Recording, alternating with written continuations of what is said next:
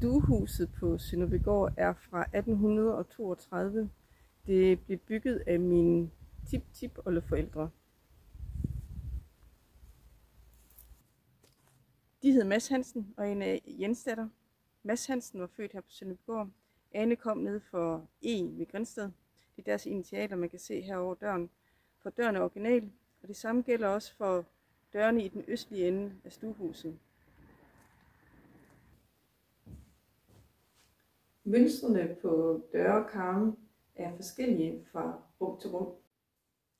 I storstuen er det for eksempel et hjertemønster med den fineste buede kant rundt om karmen.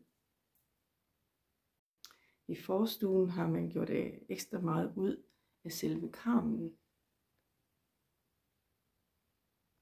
Og her i dagligstuen der er mønstret en lille smule mere simpelt. Til gengæld så er der 6 døre, der fører ind til det her centrale rum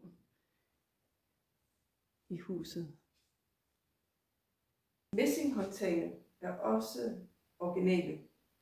Så når jeg tager fat i det her håndtag for at gå i seng, det er min soveværelse, så havde Ane og Mads også fat i det håndtag for at komme i seng. Det var også deres soveværelse, og også alle generationer indimellem. Og ikke nok med det, da Mads og Ane flyttede ind på Sønderbygård i 1832, så havde de indrettet en aftægtslejlighed til hans forældre og en aftægtslejlighed til hans morfar.